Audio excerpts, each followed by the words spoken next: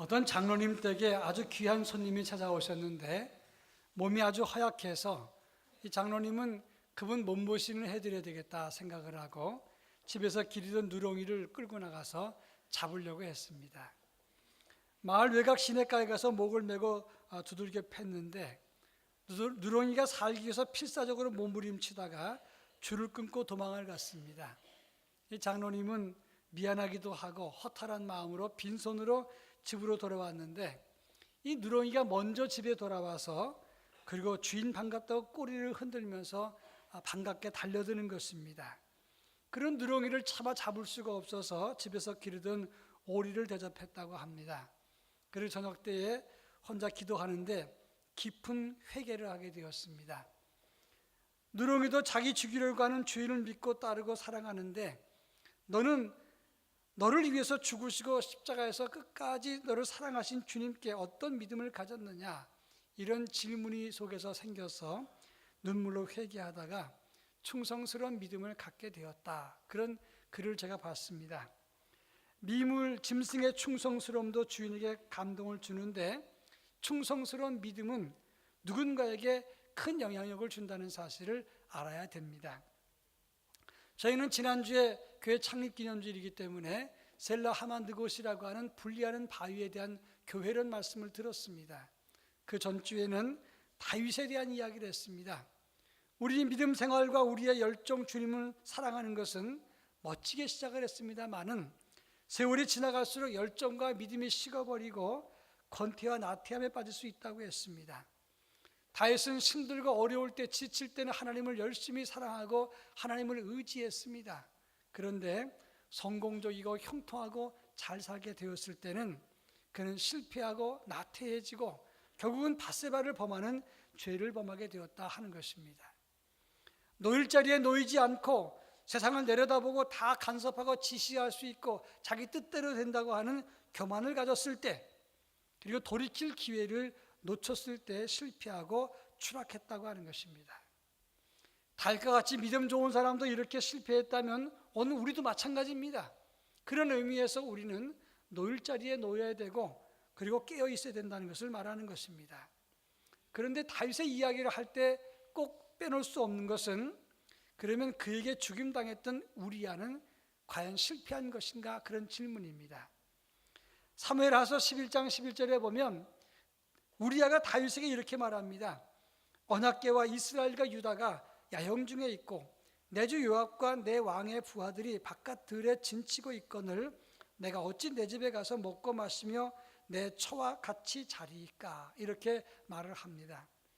다윗은 밧세바를 범한 죄를 은폐하기 위해서 우리아를 불러들여서 그리고 공을 치하고 음식을 보내면서 집에 가서 자라 그랬습니다. 근데 우리아는 두 번이나 왕의 권유를 거절하고 그걸 따르지 않고 야영하는 군막에서 군인들과 함께 자면서 진정으로 충성스러움을 보였습니다. 그런데 그러면 뭐합니까? 우리아는 다윗에 의해서 죽임을 당하지 않습니까? 최전방에 배치되었다가 치열한 전투가 있을 때 군인을 다 후퇴시켜서 그 우리아를 죽게 만들었습니다. 그렇다면 우리가 객관적인 입장에서 볼 때 이렇게 충성스러운 우리아가 죽었다면 그 억울함은 어디 가서 이야기를 하는가? 그러면 하나님의 정의는 어디 계시고 하나님은 어디 계신가? 이런 질문할 때가 있습니다. 우리도 믿음 생활하면서 이와 같은 경우를 많이 만나는 경우가 있습니다. 열심히 최선을 다하고 일했지만 욕을 먹거나 비난을 당하거나 희생을 받을 때 때때로 우리는 그런 생각을 합니다. 믿음이란 무엇일까? 성도의 관계는 무엇이고 우리는 왜 이렇게 살아야 되는가?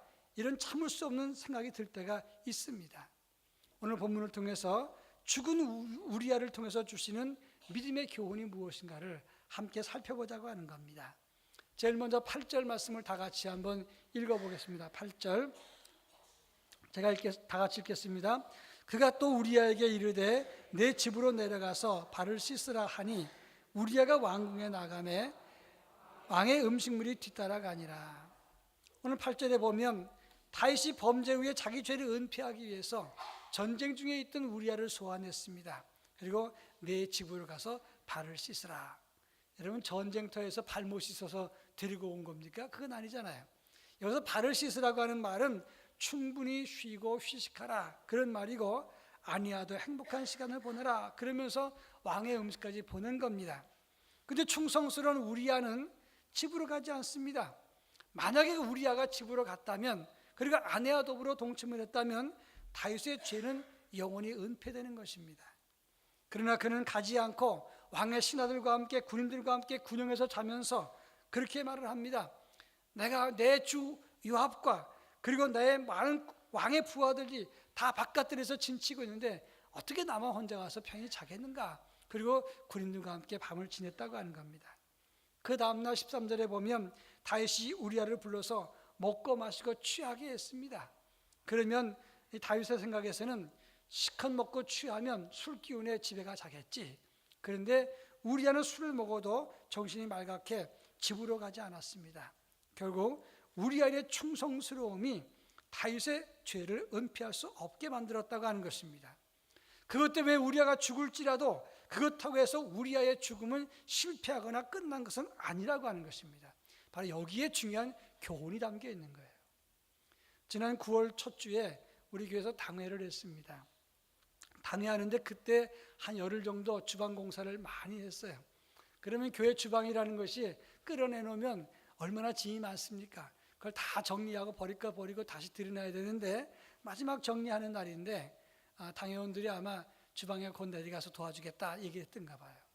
당회가 좀 길게 지나가니까 한번 급히 가봤더니 권사님들이 집사님들이랑 같이 땀을 흘리면서 고생을 하고 있었어요.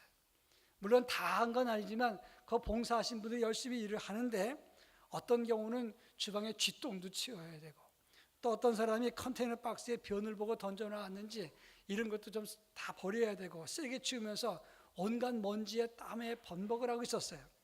근데 제가 그걸 보면서 굉장히 고맙고 또 한편으로 미안한 마음이 들었어요.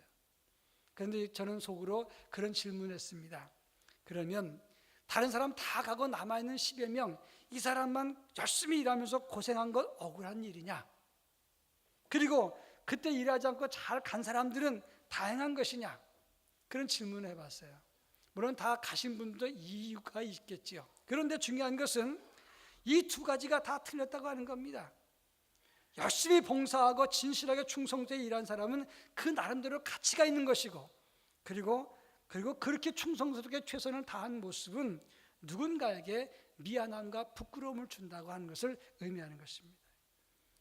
비유가 적절했는지 모르겠지만 우리아의 충성스러움은 다윗의 죄와 간교함을 더 이상 감출 수 없게 만들고 그것을 드러내게 만들면서 동시에 많은 사람들에게 교훈을 주는 그런 삶이 되었다고 하는 것입니다. 제가 얼마 전에 다큐멘터리를 봤는데 일본이 2차 세계대전을 일으킨 그런 사건이랑 그들이 저지른 악행에 대한 이야기였어요.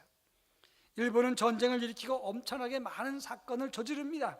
악한 일을 저지르고 특별히 많은 여성들에게 큰 피해를 주었습니다.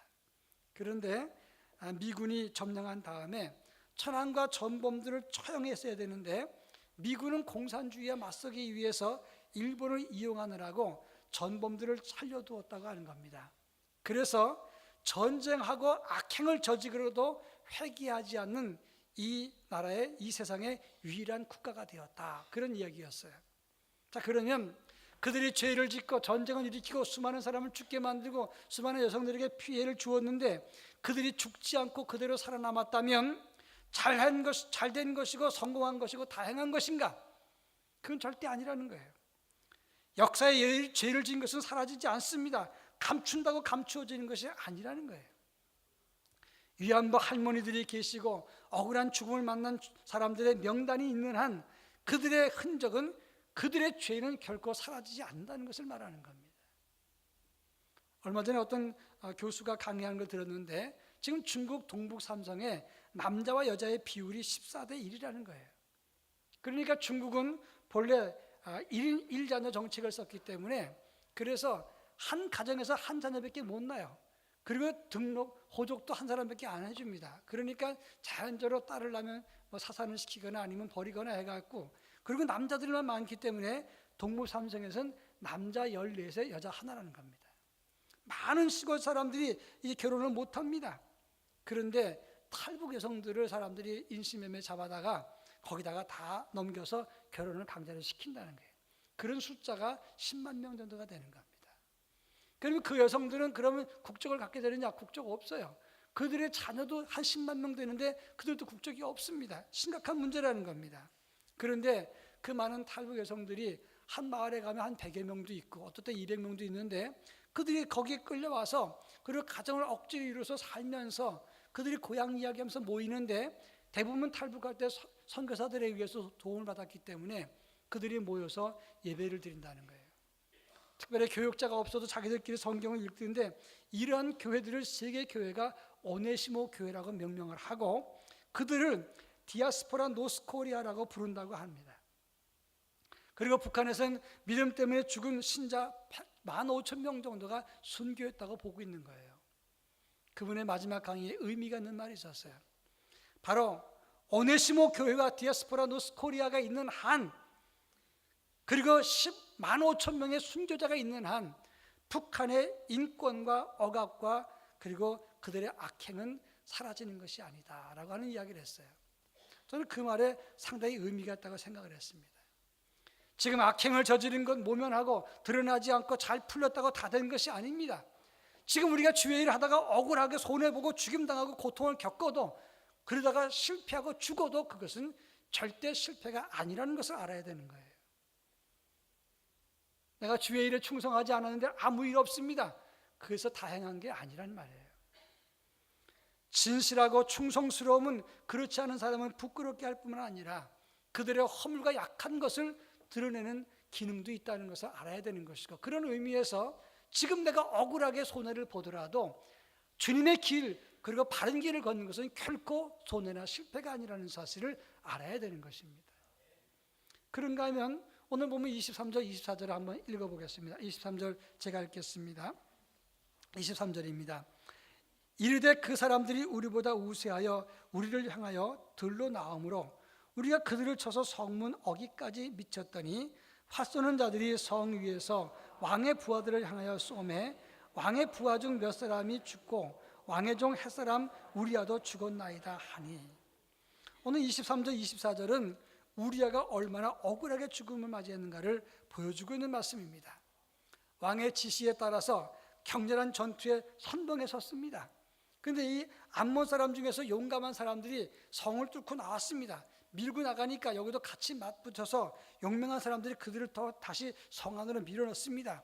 그러면서 성 안 가까이 성문 어귀에 이르렀을 때 다윗 왕이 명령 내렸잖아요. 그 군대 철수하라고. 그래서 앞장섰던 선봉에 있는 사람들이 위에서 쏜 화살에 맞아서 다윗의 신하 중에 충성스러운 여러 사람 장수가 죽고 우리야도 죽었습니다.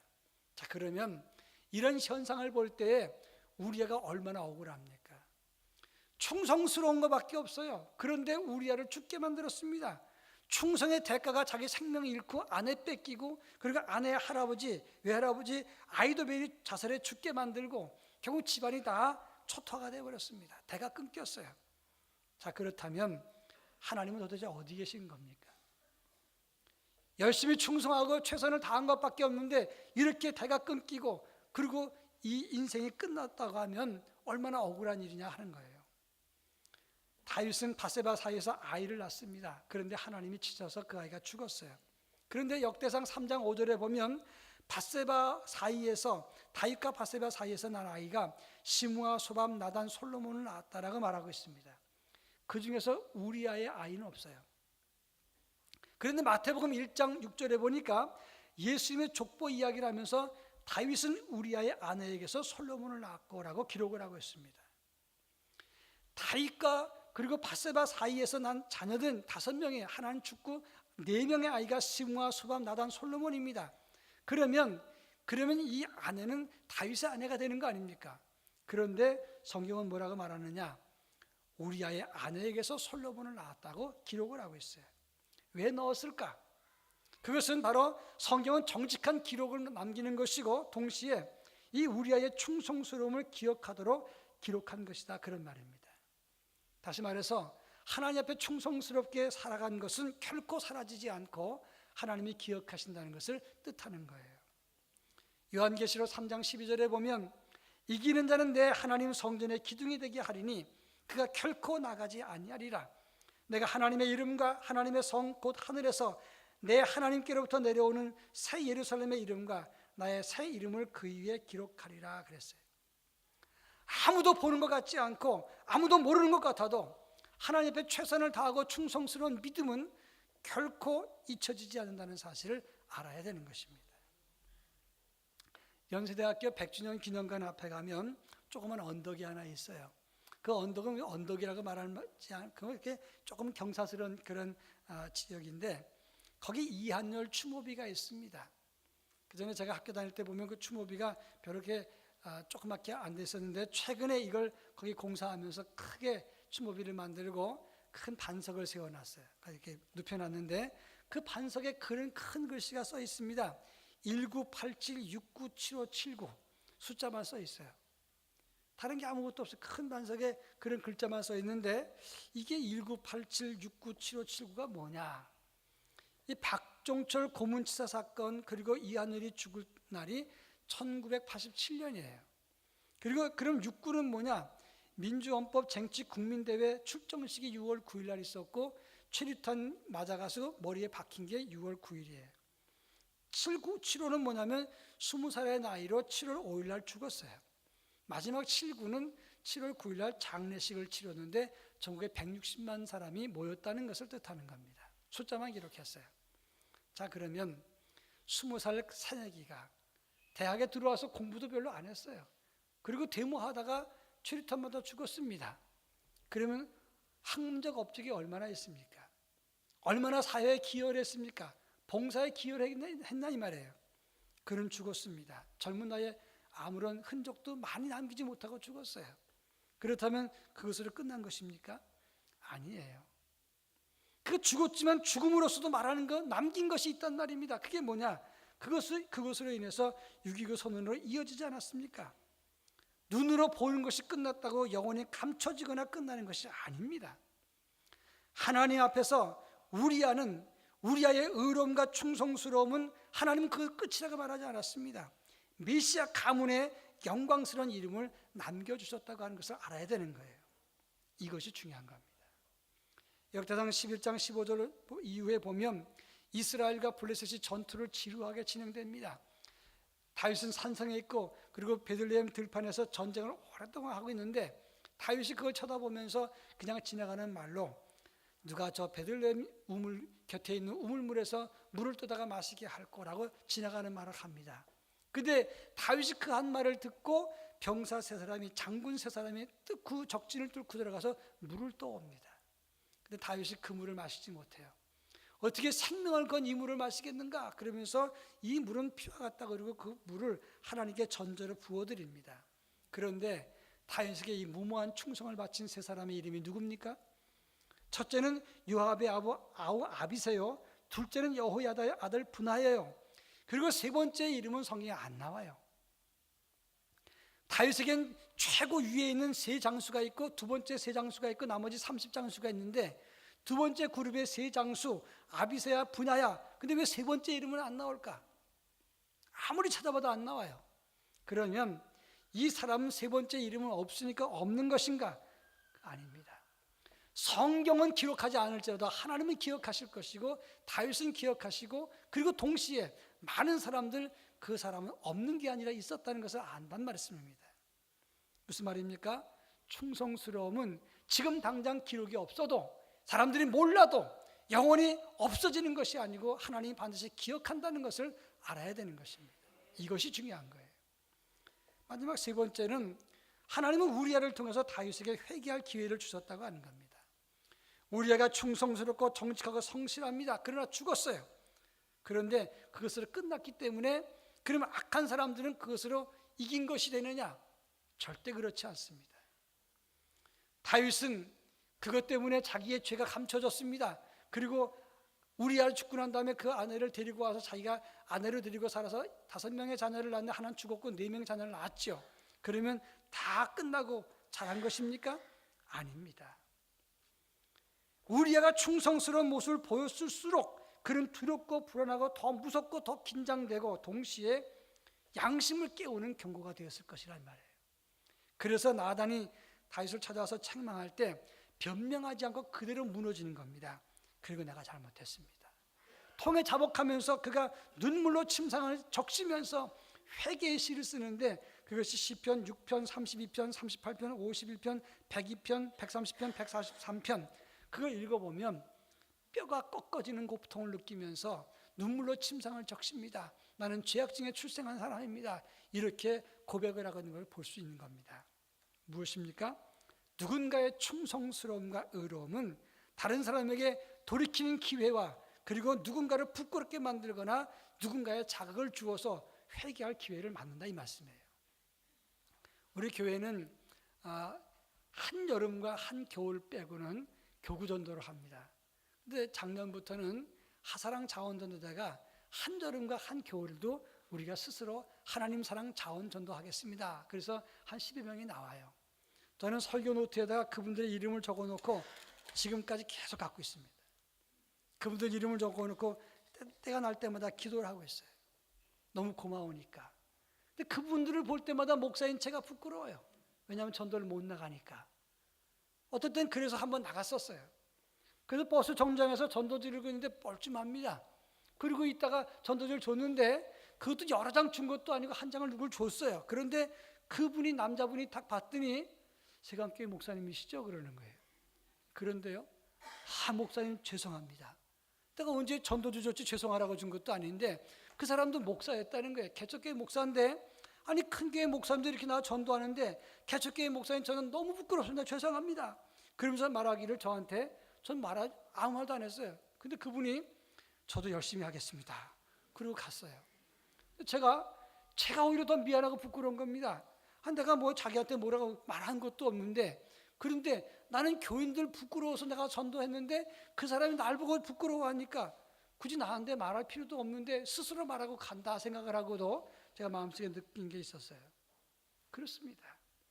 누군가의 의로움과 충성스러움은 다른 사람에게 자극을 주고 회개의 기회를 주고 도전할 수 있는 기회를 준다는 거예요. 그런 의미에서 하나님 뜻대로 살아간 사람은 결코 없어지는 게 아니에요.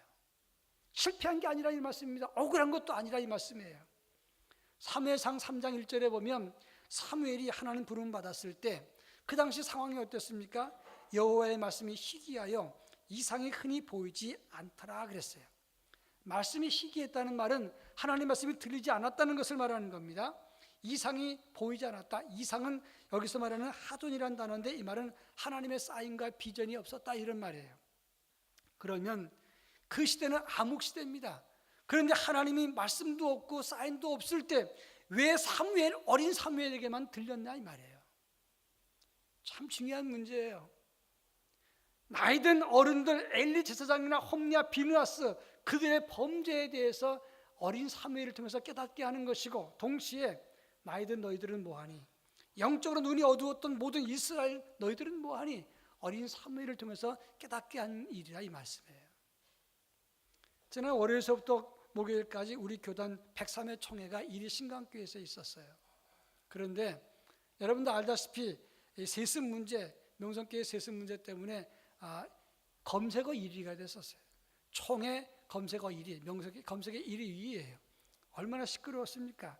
근데 그때 총회 입구에 들어가는데 신학생들이 많이 와 있었어요. 우리 교회 최종국 전사도 거기 있었어요. 장로님이 여기 와 있다고. 오면 용돈이나 줬을 건데 학생들이 거기 와 있었어요. 근데 그걸 보면서 너무 부끄러운 겁니다. 어른으로서. 저들이 정치를 합니까? 모릅니다. 그러나 정치를 모르지만 옳고 그름은 알고 아니겠습니까? 그래서 그 아이들이 와갖고 어른들 구박을 받아가면서 그 자리에 있는 거 아니겠어요? 1938년 9월 10일이 무슨 날인지 아십니까? 1938년 9월 10일은 신사참배 가결을 한 날이었어요. 그런데 2018년 9월 10일은 103회 총회가 있는 날이에요. 80년 만에 다시 반복되는 이 역사에 오점을 남기지 말자. 저 젊은 아이들에게 부끄러움 당하지 말자. 총회는 그렇게 해서 결정을 했습니다. 그동안 몇 년 동안 잘못된 헌법 해석을 다 무효화시켜버리고 재판국 전원을 징계적 의미에서 다 전원 사임시켜버리고 새로 재판국을 구성했어요. 그리고 지금까지 헌법 해석은 잘못됐다고 해석을 했어요. 그러면 그 헌법 해석 3년 동안의 해석 때문에 재판을 잘못했으니까 다 사임했습니다. 우리는 그걸 보면서 느낀 게 뭔지 아십니까? 어른이 부끄러울 줄 알아야 된다는 거예요. 그러면 명성교회를 손가락하면서 너희가 잘못했다, 틀렸다라고 말할 것입니까? 오늘 우리 어른들은 제대로 믿고 있는 것이냐 이 말입니다. 다음 세대에게 부끄럽지 않은 믿음을 남겨줘야 되는데 다음 세대에 부끄럽게 살고 있지 않습니까? 우리는 기독교인 25%라고 그럽니다. 다음 세대는 3.8%밖에 안 돼요. 그러면 어른 세대가 실패한 것입니다. 왜냐하면 다음 세대에게 믿음을 전수하지 못했기 때문에 그런 거예요. 우리가 진실하게 믿는 것, 진실하게 살아가다가 충성스럽게 살다가 억울하고 손해보고 힘들어지고 무시당하는 것, 그것은 실패가 아닙니다. 그렇게 살면 시샘의 대상이 되고 갈등이나 견제를 받기도 하고 경우에 따라서는 우리야처럼 죽임을 당할 수 있지만 그것은 결코 헛된 것이 아니란 말씀이에요. 하나님이 기억하실 것이고 하늘이 기록을 남길 것이고 누군가에게 도전과 자극을 줄 것이고 회개의 기회를 준다고 하는 것입니다. 그런 차원에서 악이 기승을 하고 그리고 수고한 사람이 인정받지 못하고 억울한 일을 당한다고 할지라도 그것은 결코 실패가 아니란 말씀이에요. 예수님 이 땅에 오셔서 하나님의 아들로 오셨습니다. 그런데 이 땅의 사람들은 자기를 구원하는 메시아를 죽이고 채찍질하고 십자가에 못 박으면서 그 몸에 모욕을 했어요. 그리고 옷을 나눠서 가졌습니다. 그러면 예수님이 그렇게 죽으셨으니까 실패한 거잖아요. 억울한 거잖아요. 그러나 예수님은 그렇게 억울함을 만나고 실패했기 때문에 영혼의 구주가 되시고 이 험악한 세상을 진리와 사랑으로 정의와 진실로 다시 세우시고 하나님 나라를 세웠다고 하는 것입니다. 오늘 어떻게 사는 것이 잘 사는 것입니까? 남의 눈에 성공하는 것, 남이 갖지 못하는 것을 많이 가지는 것이 성공이 아니라 하나님이 인정해 주시는 삶이 잘 사는 것이라고 말할 수가 있습니다. 가난하고 실패하고 또는 억울해도 주의 일 한 사람은 잘한 것입니다. 손해가 아니고 억울한 것도 아닙니다. 하나님이 기억하시는 성도의 길은 제자의 길이고 그런 길을 걸어가는 사람을 하나님이 기억하시는 겁니다. 그런 길을 피할 때 우리 영성이 사라지고 열정도 식어지는 것이고 믿음도 쇠퇴해지는 것이라는 그 사실을 알아야 되는 것입니다. 바라기는 제자로서의 길을 걸어가는 하나님의 자녀가 되기를 주의 이름으로 축원합니다. 사랑 많으신 하나님 아버지 감사합니다. 다윗이 어렵고 힘들었을 땐 하나님을 의지했지만 성공하고 형통했을 땐 놓일 자리에 놓이지 않고 추락했던 것을 압니다.